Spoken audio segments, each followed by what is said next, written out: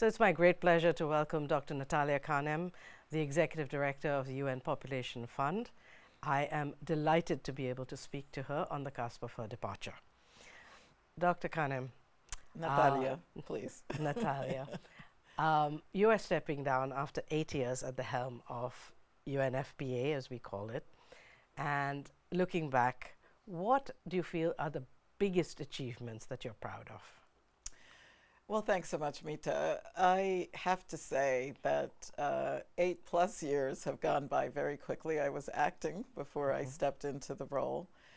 And there are so many proud achievements that I will just summarize it by saying UNFPA has upheld the rights and choices of women and girls, adolescent girls in particular, when it comes to sexual and reproductive health and rights. We have trained hundreds of thousands of midwives. We have provided contraception, literally billions of units during that period. We have modernized our ability to reach the last mile. It means lines are shorter. Women can get care closer to their homes. And UNFPA has had tremendous achievements in expanding our humanitarian service. And obviously the need is so great that that's really been important.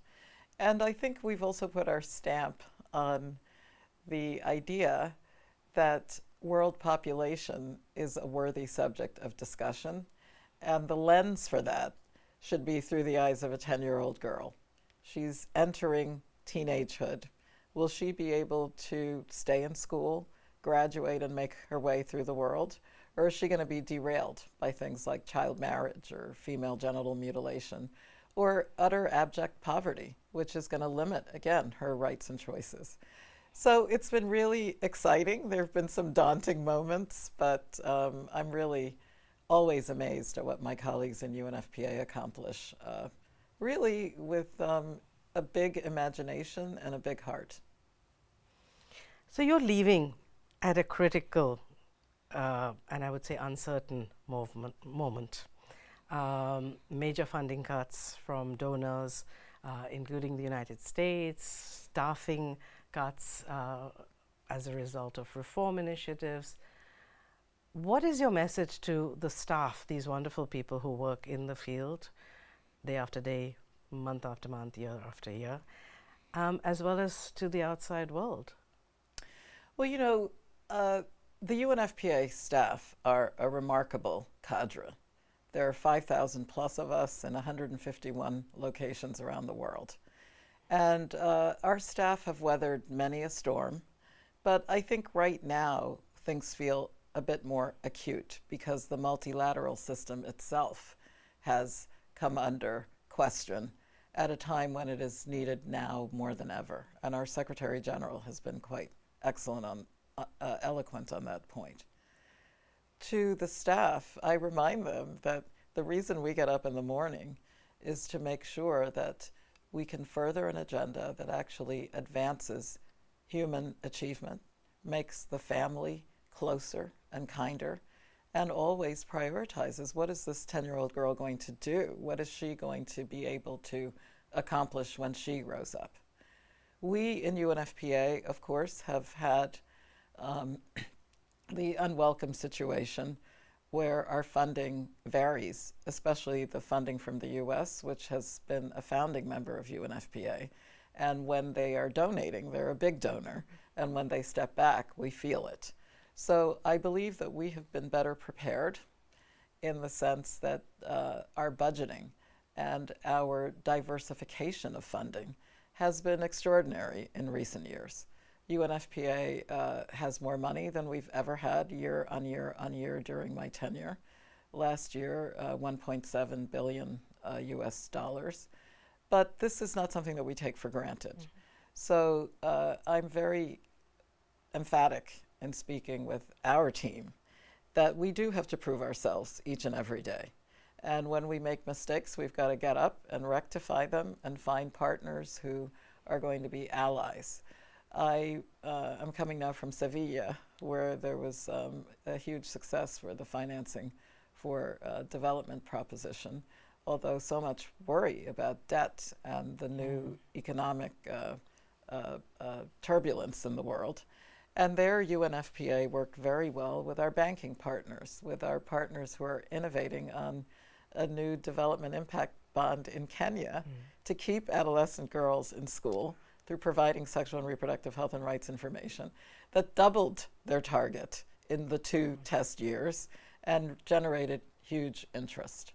And I also think that one of the wise things to do when our agenda comes under attack is to remind people that every life matters.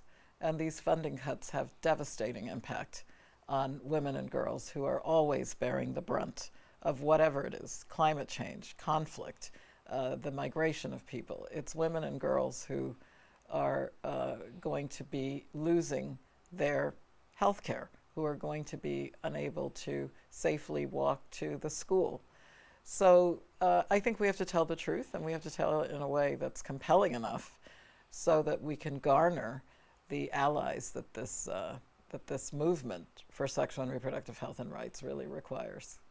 You know, you touched on the word conflict, and I think probably early in your term, I recall you going to Cox's Bazar with the Secretary General and some other senior officials, and you know, we captured you speaking about life-saving services for Rohingya women and children. Well, here we are, fast forward many years later, and there are many more conflicts on the world stage. There's Ukraine, there's Sudan, there's Gaza, and others as well from before. In these situations, what are the real-life consequences when funding dries up? Look, I think the fact is the humanitarian need that has increased in such devastating fashion over the course of even the last 10 years always means that women and girls go hungry. Women and girls are neglected in terms of health. They always prioritize the rest of the family. And moreover, sexual and gender-based violence also skyrockets during these crises. And it's really important for the United Nations to be there, for UNFPA and all our partners, to stand for the dignity of people, regardless of the life circumstance that they find themselves in. In a place like Cox's Bazar, in a place like Haiti, the type of safe spaces that UNFPA can offer. That tent may just be decorated with, you know, crayon images. It represents the respite that a woman needs in a time of crisis. In Ukraine, I think the type of psychological counseling that we can provide makes a world of difference when you've lost everything that surrounds you. And the insistence that biological needs, which can be a source of embarrassment for a girl who gets her period in the middle of a refugee camp, have to be presented in a way. You know, we call our kits dignity kits for that reason. And what goes into them is decided by the community. That toothbrush, that menstrual pad, that blanket, the shawl if you need it, whatever it is, that takes you out of that space of desperate need and reminds you that you're going to live to fight another day. And that's what the United Nations is there to do, to help see that that brighter day arrives. A lot of what, of course, you must do in UNFPA, as do the other development agencies, it's about incremental progress. Years and years ago, we began to talk about female genital mutilation. I know UNFPA has worked on this very determinedly over the years. It is something we have covered from our platforms, from UN News. It's something that I'm very passionate about.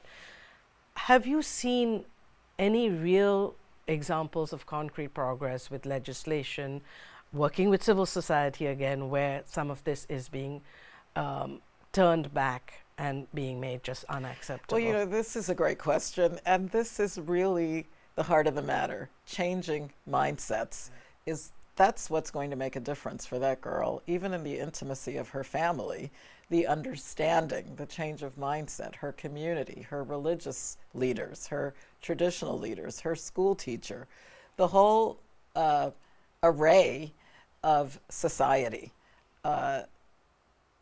needs to shift that mindset. And yes, absolutely. I think the fact is, when I think of the work that UNFPA and UNICEF and so many others, UN Women, have been doing to quell child marriage, to quell female genital mutilation, and also to work decisively against gender-based violence, because a lot of teen pregnancy, et cetera, is not by choice, it's coercion. It's making a huge difference. And we see this in certain statistics. For example, the maternal mortality rate, which has dropped by 40% over the last 20-odd years.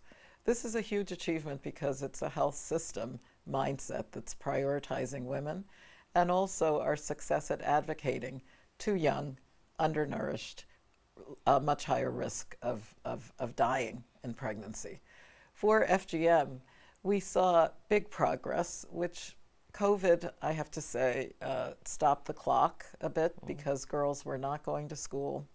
They were in communities where the practice was rushed because of this circumstance. We've seen a lot of young people speaking out against FGM. And you know, it's always better when it's someone from within that understands the culture, that can stand with the young people of the culture. Even in Indonesia, which numerically, because of the big population, has big numbers of FGM, we've seen drops in the practice. But it's not a one shot and done. So we understand the need to persevere. We understand that when we succeed with this agenda, it's really the community that's going to succeed. So it's been very important to see religious leaders and traditional leaders standing against certain practices. And it's been also, I think, really important to have the opportunity to work with school systems so that the girls themselves will understand the risks and be able to take better decisions about their options. You mentioned maternal mortality rates improving, and I know something that UNFPA has become much more involved with is the data side of things, and you know, working with the data dashboard, etc. We have World Population Day around the corner, Yes, just coming up, and we know that, for example, there are more than 8 billion people in the world. India has overtaken China. We also know that average life expectancy has gone up substantially to 73 or so. But I guess the concern is still, are we making the same progress with women and girls' sexual health and their needs, basically? So how can we protect the gains while ensuring that the women who are still not getting what they need, and young girls, also get prioritized, essentially? Well, again, Mita, this is a great question because for me, the data tell the story, and it's a story that has to be shouted from the rooftops. One of my predecessors, the great Dr. Nafis Sadiq, said, put women and girls at the center of development if you wish to make progress. And every single data point shows that when it comes to the indices of progress, women and girls are the likeliest to be left behind. It doesn't really matter which continent, and even within countries as well as between countries. So for us, we've tried to wield that data as the type of weapon that helps lawmakers make better laws, that helps families make better decisions. This year, our State of World Population Report focused on something that the UN hadn't really brought to the fore before, which is this whole question of fertility. And it turned out when we asked women who wanted a child or two or three, we asked men too, why they were not able to have the family size that they wanted. They cited, most of them, economic factors, housing factors, as well as their doubts that with economic uncertainty they would be successful as parents. Earlier, we also highlighted the fact that only half of the world's pregnancies are deliberately intended. So nearly, the other half were quote unquote accidental, sometimes happily so, but many times interrupting the plans of that life of that adolescent girl. So it's been important for us also to make data easier for people to access. And the dashboards that you've mentioned, our population and data division, have spent so much time with countries, one by one, country-led census preparation. And this is something that's very appreciated. When something matters and when you count it and when you can track it, it makes all the difference. I'll also mention that one of the worries that I have is with the retraction of funding and the evaporation of certain databases. We need to be able to track year by year those maternal mortality statistics so we know where are the pockets of places that we need to concentrate on. So to make tough choices, you really need good data. I think UNFPA did a poll with an outside entity, YouGov, and I think you came up, for example, why parents are putting off having children, etc., and economic considerations. Something else that we hear about, and I don't know if this is based in fact, is about climate. And I was just wondering, what would your message be to both, young people, parents looking to start a family, and of course decision makers? Is this really something that they should put out of their heads? What is your advice, essentially? Well, UNFPA is very adamant that rights and choices belong to every individual. And it's an individual decision. And again, data is relevant. And our experts in polling, in reviewing the existing data, and looking at climate as a factor, you have to really admire the altruism of young people who feel that I should sacrifice and not have a child because I don't want to add to climate disasters. Well, it turns out that it is not the case. In fact, the world replacement fertility rate is not endangering the planet. And that if policymakers could work with business to make childcare more accessible at the workplace, if policymakers could work with women to make sure, and men, because we advocate now for parental leave, not maternity leave, because the guys or the LGBTIQ couple or the adoptive couple, all of these make wonderful parents and they should be encouraged. So for me, I feel that if you want to have no children and that's your choice, we respect that and that's wonderful. But for people who are holding back, the facts really say that you can have as many children as you can afford. Hold on to that thought. So looking back at your rich career, you were, of course, a trained medical doctor, you worked in the medical field, you were in philanthropy, and then you came to the United Nations. What could you kind of extract from that and share with us a moment where you thought, oh, I really feel we reach the people we need to reach this day, this week, whatever? I have to admit that I have had many such moments because I've had the privilege, as you mentioned, with Secretary General, head of the World Bank, advocating for Rohingya women when sexual violence was so rampant.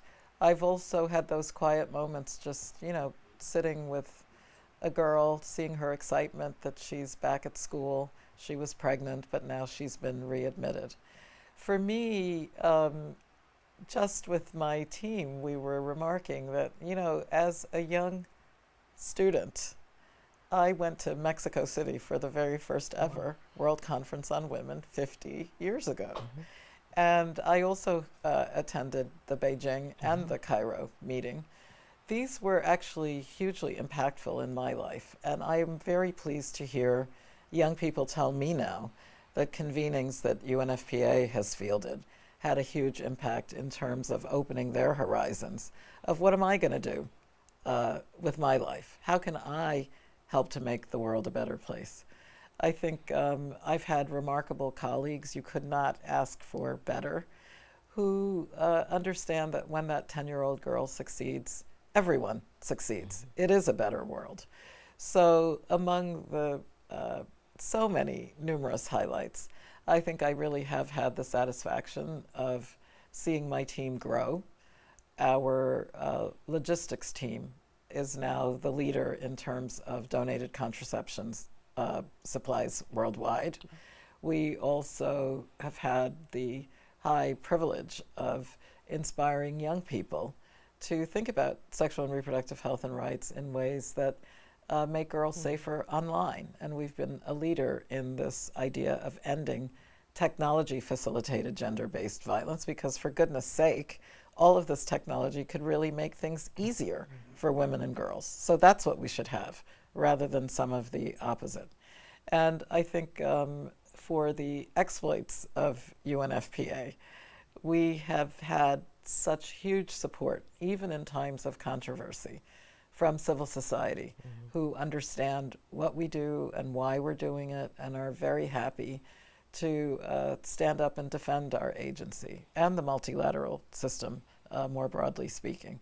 I'm a big believer in efficiency, and I think our management team has made UNFPA a pace setter when it comes to UN80, relocating a big part of our headquarters to Nairobi, which is ongoing, and the campus is beautiful, really spectacular.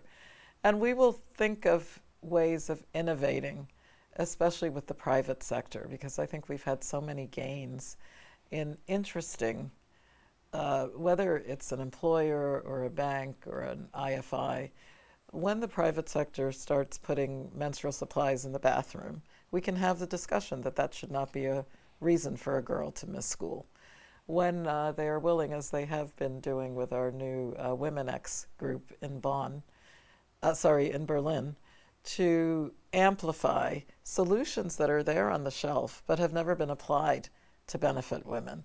This can be really, really so helpful.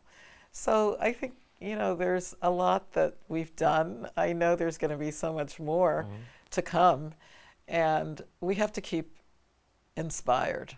It's really been a dreary season, and we have to recall that some of the gifts that we are given are to be deployed to make sure that other people have a shot at their opportunities. So I really feel a great sense of gratitude and, yes, anxiety that we need to keep up the pace. But having been reflecting, as you're exiting, you tend to do, there are huge achievements for UNFPA to be proud of.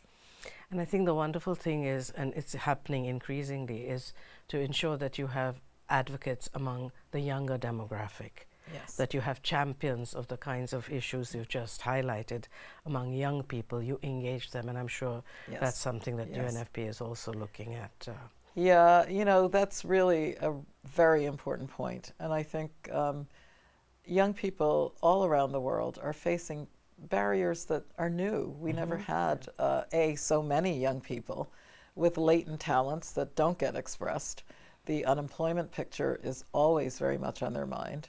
Last year, UNFPA convened young people in Benin, and this was a really important moment for them to express on the occasion of ICPD 30 their desires for what they think should shape their futures and the world's futures. We've been big proponents also because, we work on fertility, and these are issues that touch home, of young people being able to self-advocate within the halls of the multilateral system.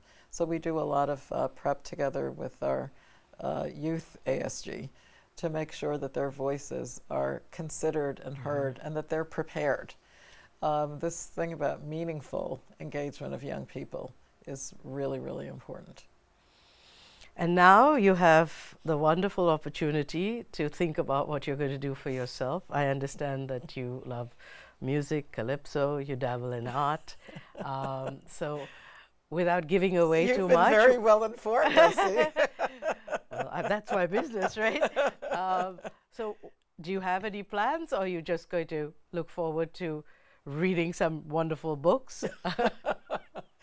Well, it's interesting, having turned 70 last year, and Wow. my husband turned 70 also. we plan to take a break, a mini sabbatical. And I know that my passion for issues of women and girls is not going to recede, but hopefully there will be ways of connecting with that passion, but also getting back to nature, the type of travel that I've been doing, which has been nonstop, is a whole other realm from, finding peaceful moments. And I also hope that in this next phase, I'll be a more present family member. I think a lot of the sacrifices that we make are born not just by ourselves as, the individual contributor here at the UN. And there are so many young people in my life, beyond the immediate family, that I really look forward to reconnecting to. So I'm quite excited about what the next months are going to bring. Well, I have to say I'm excited for you Thank and you. deeply inspired by your Thank you. contribution, of course, here at UNFPA, but earlier. So thank you you. so much, Thank you, Dr. too, Mita. Kanem. All the Natalia. best. Thank you.